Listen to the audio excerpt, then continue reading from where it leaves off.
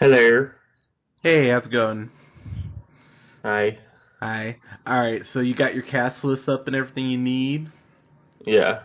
Alright, cool. Let me make sure here. Yep, it's recording. Sweet. Alright, three, two, ahem. Good evening, everybody. This is Hunter here, and I'm here with Colin. Colin, how's it going, sir? I'm doing okay, but I've been better. Yeah, if you notice, the good evening was not its normal jovial self because we're not talking about something happy. We are talking about 50. God, 50 Shades Darker. Man, I went and saw this in theaters. So just to kind of throw it back a little bit, we reviewed this when it came out on DVD. I remember. So I didn't even. Fifty Shades of Grey? Yeah. I remember that distinctly because I said we're not. I'm not seeing this by myself in theaters, but you Yeah, I you saw it in theaters, but you did. But so I'm sorry you had to go through that. By the way, I'm sorry you had to go through this shit. But uh, so going to this was an experience, I will say. So I'm gonna get my experience out of the way very quickly, and then I would love to hear about your theater experience. So I go see this shit at 10:10 in the morning on Saturday, so I had to wake up for this, which made it even more depressing. So I walk in the theater. The first top row. So I went saw Cinemark or Century, whatever they call it. So the whole like first 13 rows or whatever were freaking packed at 10 in the morning for 50 Shades Darker, and so I'm sitting like the one like lone seat in the middle where there's no seats next to you. So I just sat there and just I okay, sorry. Before I switch it over to you, the one thing I hate about seeing movies at Cinemark, if I hear that stupid Coca-Cola commercial one more time, the one that goes like, I can't stop even when I fight this feeling. If I hear that song one more time, I swear to God, I'm gonna throw something through the goddamn screen. Like it is always like this. Oh God! What kills me about that is at the very end. I think it's like some this Latina girl, like takes a sip of her Coca Cola in the most condescending, like I'm a badass bitch way, and I just want someone to slap her. I hate that commercial so much, and I will never. I will not be drinking Coca Cola. Like I was never a fan of Coca Cola before, but if someone offered me a Coke, I'll throw it at a wall. I can't stand those fucking commercials, but. Okay, so anyways, outside of that, it seemed like people genuinely understood that this was just dumb. So I have to appreciate that. There were some women in the theater who were fucking cheering, like when Christian proposes to Anastasia in the dumbest way. By the way, just like, oh yeah, you want to get married? It literally comes out like that. But I'm getting ahead of myself. So, Colin, how was your experience? um, so I live in Seattle, and 50 Shades of Grey and the sequel 50 Shades of Darker is of course set in Seattle. I'm sorry. So yeah, so there's big sweeping shots of Seattle and whatnot, and so I think the fan like the fan of the series that already exists like anywhere else, like I feel like that's just like that fan is even is I would assume is just a bigger fan just because it's like, oh my god, it's like in my hometown, and this could be me. I could get a random interview with this like billionaire and have like horrible storyline written about me. um so, I saw this at 4 o'clock on a Sunday or 2 o'clock on a Sunday, and it's the opening weekend, and honestly, like I feel like basically it was a bunch of couples, and then like just a bunch of like groups of like girls that were friends, that were fans of the book. So it was a bunch of guys that were getting dragged there Yeah. to see it, and then but the sad thing is that this I feel like this book has just this giant fan base, and I just like God help me if I can figure out why. Dude, oh god, sorry, go ahead, continue, I'm sorry. Yeah, so I mean, like, basically my experience in the theater was like a bunch of people excited to see this movie. I mean, I think I could definitely, like, see some face palming by some of the dudes. I was definitely shaking my head most of the time. But I mean, like, yeah, in general, there's just like this fan base that, like, you know, they're obviously not a bunch of cinephiles. They're just a bunch of bunch of people that happen to appreciate this book and some cheap Cinemax caliber sex. Dude, okay, so I'm just gonna cut to the chase. If you're a woman and you like this, and actually let me rephrase that. Let me pull that back. If you're a woman and you defend this, because there's a difference. Like, there's many of my female friends that have said, I like this in the way that you like Total Divas. You know, in that trashy, I know this is bad, but it entertains me sort of way.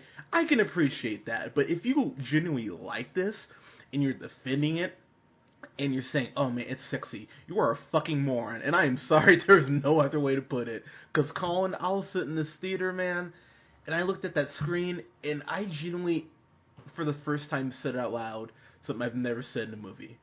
Why? Like, why does this exist? There's no reason for this movie or this book series to fucking exist. And yet, these books, pardon me, have sold millions upon millions of copies, and I don't get it. And I genuinely was sitting there in the theater angry. So let's get into the plot of this bullshit. So 50 Shades of Grey, if you don't remember how it ends with Anastasia freaking out about Christian after her visit to the Red Room, which, by the way, bitch, she fucking warned you, don't let me take you there, it's a really bad idea. No, I want to see what you do with the other girls. And then she says, you'll never touch me like that again. Fuck you.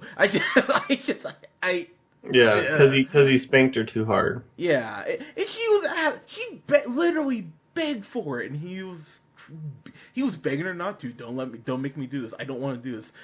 Treat me like the other girl. Ugh. So, anyways, they're split up, and Christian. The one thing I will say is, as stalkers go, very much like Christian Bale in American Psycho, he knows what he's doing, and he sends her flowers and buys her a new laptop and buys her a new iPhone. Like, I will give him credit at least for that. He just keeps her gift up, so she's so distracted by all the important bullshit that are red flags. She says, "Ooh, shiny," and she just ignores the other shit. But she's single again, and so her friend, what's her name? His name, Jorge, George. It's Jose. Jose, yeah, whatever. I was closing in, but I will say this might surprise you, and I don't think it was intentional at all. I got maybe 2 laughs out of this movie, and I don't think they were intentional. But one of them is where her best friend Jose is showing off this new exhibit at this art exhibit, and it's photos of her, and it is the creepiest To Catch a Predator bullshit that. Yeah. And I was dying. That was maybe 10 minutes in, and I was laughing my ass off, just sitting there. Oh my god, you totally printed these pictures without her permission, and her reaction to them is maybe the one genuine emotion that's in this movie, because she looks at him like, what the fuck is wrong with you? And, oh, I didn't want to tell you about this, because if I did, you'd say no. The only thing that the scene was missing is, you're goddamn right, I would have said no. But, so Christian pops up at the art gallery. The art gallery person comes up to him, to Jose, and is like, oh my god, someone bought all your pieces. Who else would have bought them? And you almost see him go, "Aw," when he realizes it's Christian. And what's the line that he says? Oh yeah, Anastasia asks, "You bought all these pieces?" And he says, "I don't want anyone else looking at you." Not a red flag or anything. So this movie is really about their bullshit love affair and them getting quote closer unquote. Dude, okay, so was there anything you could mine from this, man? Was there anything that popped out? Well, Good? yeah. So I mean, that's basically like that's how they get back together, right? Like so, like you put it, like they break up at the end of the first movie because he spanked her too hard, and she's like, I don't like getting spanked that hard. I like getting spanked, but not that hard. But like, if my friend takes a bunch of creepy pictures of me and then you buy them, then like, I'll get back together with you naturally. So, I mean, like, that's basically how they get back together. And then, like, after that, there's, like, the main kind of plot is, like, there's this woman from his past, or kind of young girl, like, this submissive that he had that, is super jealous of her. But honestly, like, that plot line, like, is very, like, not developed at all throughout the whole story. I don't know if that's different in the book or whatever, but, like, really it only comes to fruition at one point later on in the movie, and then it's basically just, like, handled, like, right away. Yeah. I feel like, for the most part, there's no plot development at all. Like, she has, like, a boss that wants to fuck her, and he's like, no, like, I'm the jealous billionaire, so he, like, buys the company. Like an asshole, by the way. Yeah, and what all this boils down to, I mean, it's just this big, elaborate fantasy for this girl that really isn't special at all. There's nothing special about her at all. She's just this average girl, but for whatever reason, like, these CEOs of companies and these billionaires and these, like, photographers just, like, can't help themselves. They're just like, I gotta fucking take pictures of you and take you to my crazy torture sex room, or, like, I gotta, like, rip you away from your billionaire boyfriend because you, like, work for me. Like, so it's this natural, like, I guess it's just this fantasy type of storyline that, like, any girl, like, no matter how dull they are, like, they'll just, like, everyone's gonna want them for some reason, which whatever, that's cool. But, like, through that, then it's just, like, all of these, like, really, like, weird sex scenes that come out of nowhere and are, like, gratuitous, but at the same time, they're just kind of, like, weird. Yeah. I guess in my opinion, like, the first one, kind of, like, happens out of nowhere. They're always, like, in the middle of, like, some, like, very important argument, and then they're like, no, let's fuck, like, type of thing. Yeah, it's pretty much like Jason Mewes from Zack and Miri. He might as well just say "let us fuck" every time they're gonna go and have sex. That would actually make me laugh at the very least. But it really feels like kind of like some Skinamax movie playing out, like where they just randomly start having sex, and you're like, oh, that was weird. That escalated quickly, type of thing. Oh, I mean, I never find it weird knowing what I mean. What? But I don't know, man. Well, so you're gonna say something that might kill me. I thought for the first, I don't know, 10 minutes, there was a little bit of chemistry between the two of them. So hear me out. It wasn't any of the dialogue that was good or anything like that. It was some of the physical stuff, just the way that she would kind of, like, hold his hand and kind of look down and stuff. Like, I don't know. If for some reason the first 10 minutes, I was sitting there thinking, okay, if it can maintain this level, I just won't be as pissed off as I was the first time around. But it's almost as if the movie heard me, and they're back together within 15 minutes. I think, like, after the first 10 minutes, like 5 minutes later, they're back together. He's asking her to move her shit in.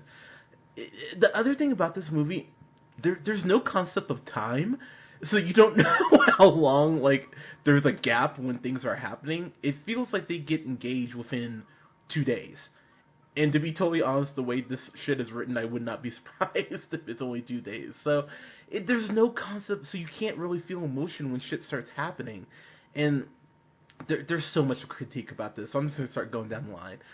You are right, Colin. This is like a bizarro world where every guy just wants to fuck her. Like, all these important CEO businessmen who could get pretty much any woman they wanted, and they're just enthralled by plain Jane Anastasia Steele. It doesn't really make any sense, because you're right, she has nothing going for her. Do you think Dakota Johnson's attractive, by the way? Do you? I mean, they like doll her up in like fancy, expensive dresses and stuff. So she's wearing like nice fashion and everything. But like, I don't know, like, not really. I don't, like that sounds like mean. She's not like ugly, but like she's definitely not like some like unbelievably like hot like piece of ass. Like compared to like the first time when you saw the chick in Wolf of Wall Street, whatever her name was, like when you saw her, you were just like, yeah, she's a 10, like type of thing. And then like, Anastasia Steele, which goddamn, like just hear that name is so pretentious and awful. Like I just like that just is like fundamentally, it's just like a fundamental hate of mine for this like whole book series is like the pretentiousness in which like the name Anastasia Steele was like, formed. But yeah, no, not really. Dakota Johnson, definitely not. Like she's not like a just like super hot woman. Like she just isn't. The thing is, though, it would be different if she had something, like, if she had a great, and this is going to sound so pretentious, if she had a great personality, if she really had something about her that, just drew you in. But there is fucking nothing, and this movie really doesn't go out of its way to discredit that theory. She just seems boring as shit in every goddamn thing she does. And in Christian Grey, okay, Colin, so we can both agree on the fact that if this man wasn't rich and pretty, that she would have called the cops on him like 3 minutes in the first movie. We can agree on that. Oh yeah. Because just a couple things on top of the head. So he buys her, like, I guess the company that owns her company. He buys them out just straight up. He has access to her bank account, which he never explained how the fuck he's able to do that. So he has a check for like, was it 24? I think it's like 24 grand, and he gives it to her. She's like, I don't need your charity, I'm Beyonce, I'm an independent woman, and he tells her, look, I make this in like 20 seconds, just keep the check. And so she rips it up, which I'm thinking, you're dumb. And so then he gets on his phone in front of her. Oh yeah, can you transfer $24,000 into Anastasia Steele's account?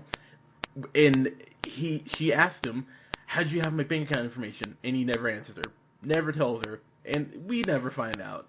And then you find out he has files on all the women that he slept with, which isn't a whole nother level. He's Dennis Reynolds. Like, she really is. Like, I think that's the only joy I got from this.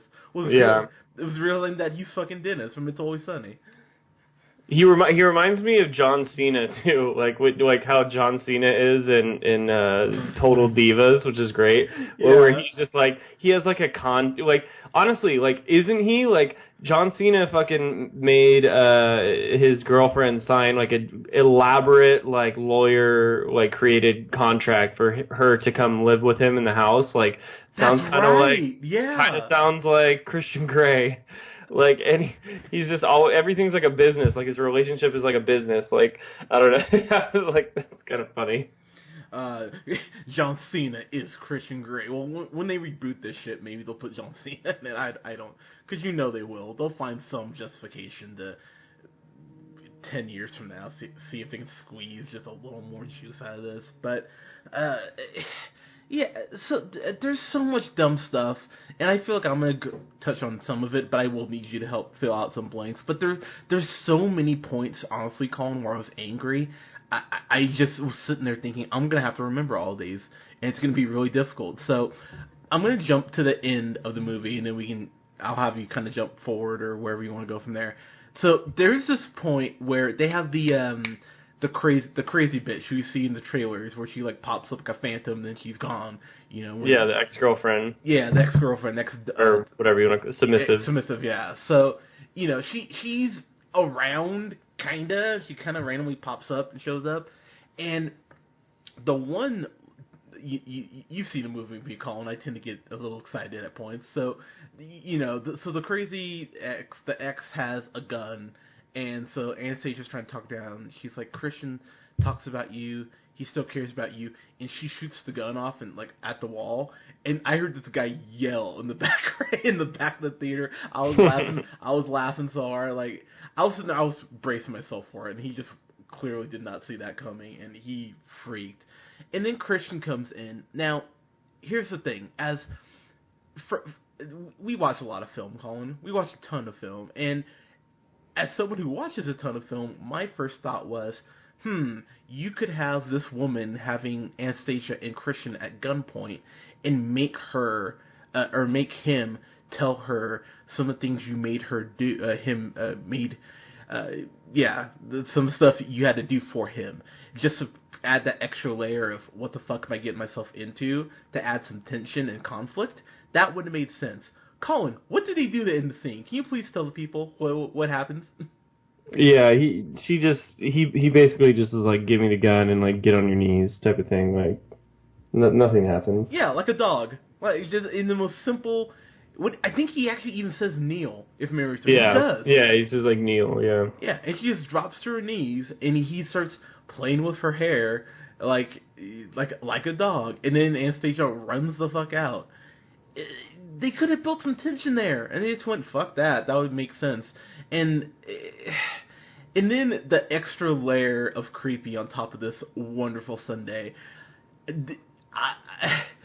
The fact that he's with Anastasia because he likes to fuck people that look like his mom, that is just a whole nother level of just this movie that it made me laugh, but it just really made me go, well, why am I not surprised?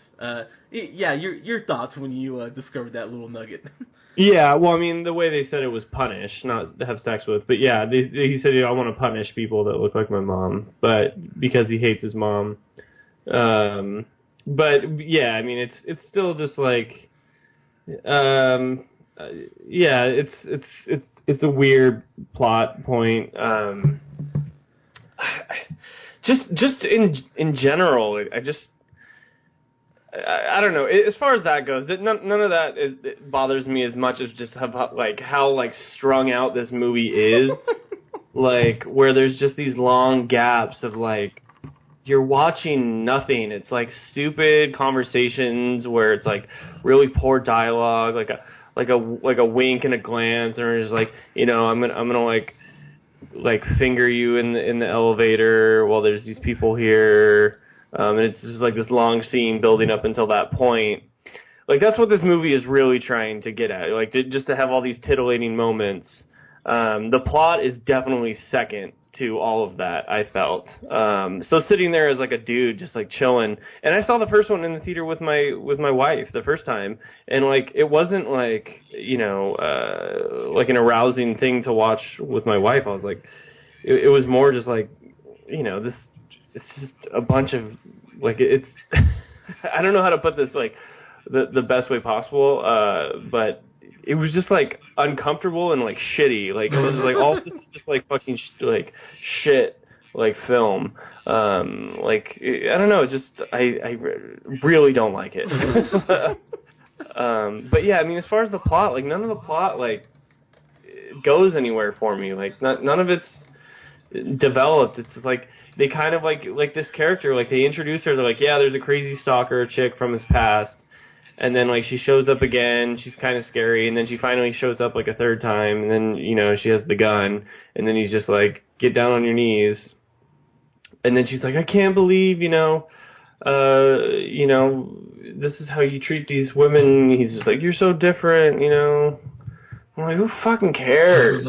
God damn, man. Like, fuck this shit. Like, I can't deal with these movies. I'm going to tell you right now, man, I was laughing so hard at points, I just didn't. Okay, so the part where I just threw my hands up and went, okay, you guys clearly don't give a fuck, was, so you remember the part, so they showed the scene in the trailer where, and it comes from nowhere, by the way, he goes, oh yeah, I'm going to Portland on the business trip, and then the next scene's in a helicopter, barely really any lead up, but whatever. And then the helicopter goes down. You don't see the helicopter go down, by the way. And then it cuts to the news, and it shows Christian Grey, CEO of Grey Enterprises, missing in the woods. Chopper went down. Da da da. That scene lasts for maybe a minute and a half, and then he walks into his house like it's nothing. He might as well come up behind everyone there and said, "Hey, what are you guys watching on TV?" And it's nothing. And the one thing you could have actually used to build some tension, it just goes away like it's nothing. Colin, Colin, this makes me so sad. Yeah, I remember like he and it's just like such convenient timing too. He walks in, they're like, why didn't you call? And he's just like, I lost my phone. They're like, why didn't you use like any other person's phone? Like wait, what? Like, how did you get here if you didn't have a phone? Like you crashed somewhere random in Portland. Like, how the fuck did you get here to your penthouse in Seattle so quick? Like, you didn't have anybody and then had a phone? I was like, this is retarded. Yeah, okay, so as much as that bothered me, I think the thing that genuinely just, I probably pulled some hair out during this movie is, he gives Anastasia some beads, and he goes like, here, put these up here, as my sister would say, for JJ. And so she puts them up there, and she's like, whoo. And so she goes, what did these do? And he's like, you'll know when it happens, or something that stupid effect. And so keep in mind, they have to drive to the event. She's been sitting in a car for a decent amount of time, and they don't. She gets out of the Jeep or limo, whatever the fuck, and she looks calm. She looks fine. But then she sits in the chair, so it's like the beats are like, oh, we're sitting in the chair mode, and she's like, ah, and then he whispers to her, now you know what they do, and I was just sitting there thinking, I hate this so goddamn much, just logic like that. I mean, and that is the least of the film's problems, but just okay, you got anything else, Colin, before we get to our rating? Yeah, I mean, like, is that like all the fans of the book and the movies, like is like defend that, like no, it's like so rousing, just like the metal balls and her fucking pussy, like like at the masquerade party. I'm like, all right, it's pretty chill, I guess.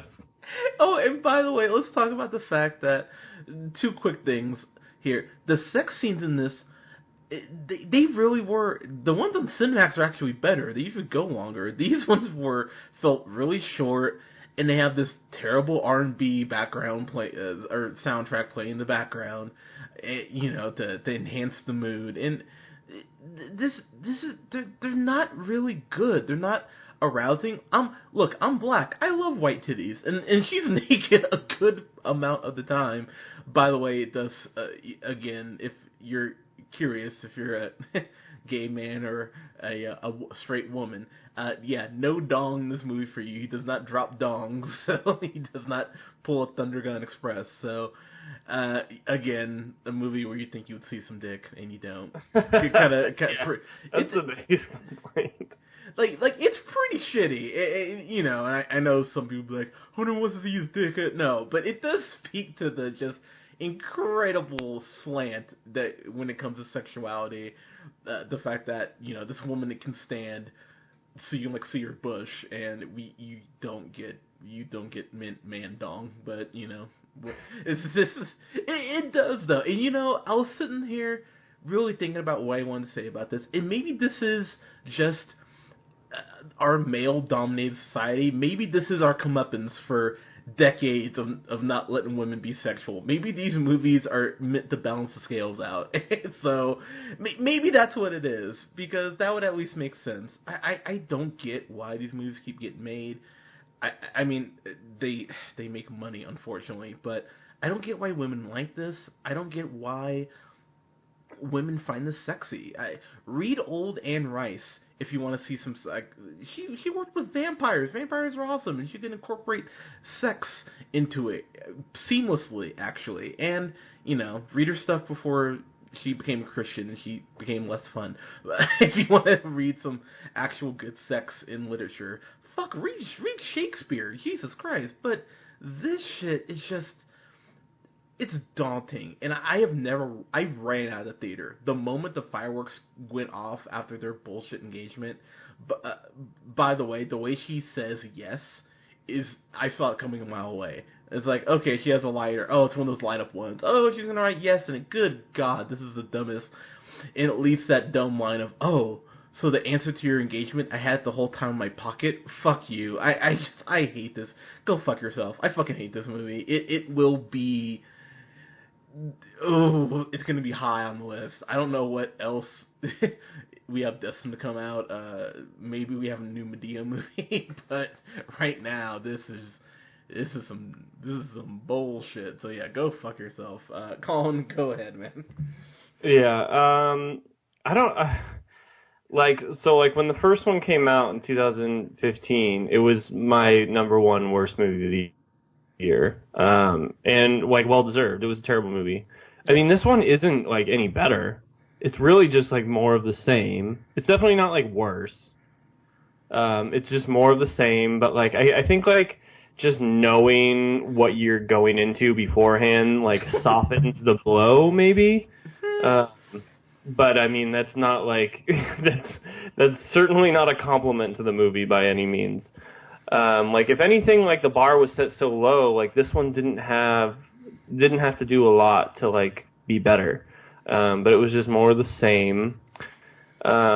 Just like in general with these movies, I just feel like they're not only encouraging, but like I'm just realizing just with like the massive fan base of like young women out there that love these movies, it's just like, you know, young women are just obsessed with like, you know, the whole like the materialistic like billionaire boyfriend type of, you know, like, oh well, you know, I hate him, but you know, if he sends me like the biggest bouquet of flowers, a laptop and an iPod, and you know, then he takes me out for like the most expensive dinner, like we'll call it good, type of thing. You know what I mean? Yeah. So like yep, it's definitely not only encouraging like that is the way to make things okay, like when things go bad, but just like it's also like just like the massive like I was talking about, like this theater was filled, and I was like shocked because like before even going into it, it's like you can't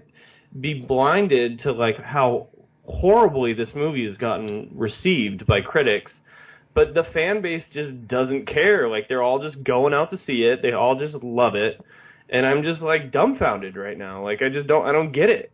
But I guess this is just where we're at. Like bitches love, you know, just like the ordinary white bitch in Seattle with rain and getting the billionaire boyfriend, giving her iPods and laptops. Like that's where that's where we're at. So like, you know what? That's cool, but this movie can still go fuck itself.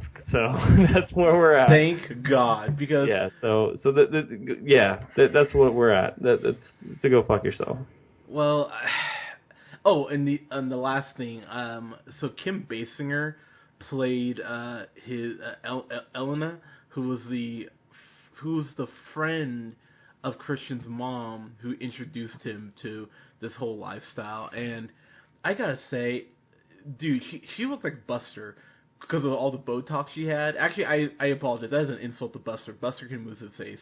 My Frenchie? Yeah, your Frenchie. Kim Basinger. Oh, my Frenchie's way better looking. Yeah, that is very true. Kim Basinger. Good God, how much Botox have you gotten? Her face was not moving, and I was fascinated by it. Like, there's this point where Anastasia's just yelling at her, and she kind of yells back, and her face does not change from going kind of soft and timid of her voice to raising it, and I was just laughing just because of how much Botox she's had. So I mean, I gotta laugh at that if that means anything. But definitely not worth the near $7 I paid for this. Just this was. I bought a ticket for Lego Batman, and then snuck in so I wouldn't pay him. Oh, that's brilliant. Damn it, I should have done that. God damn it, now I'm sad. But guys, were you dragged by your feet? Oh, okay. And last thing, in kind of wrapping this up, if you dragged your significant other to see this shit because you were excited about it, you better not say shit when Spider-Man or Guardians or Transformers comes out. You owe them one because they sat through this shit with you. Do not let them go because I don't know if I could sit through this with a significant other. This was bad. But guys, let us know. Were you unfortunate to be dragged down to see 50 Shades of Dark? God, this movie's just so dumb. You can follow us here on SoundCloud at The Real Pineapple 775. You can follow yours truly on the Twitter at JHunterRealPineapple. You can follow Mr. Colin here on Twitter at The Real O'Neill. And you can follow our buddy Scott. Scott, we miss you, bud, at Nearman the First. Guys, thank you so much for listening. We'll talk to you soon. Meow.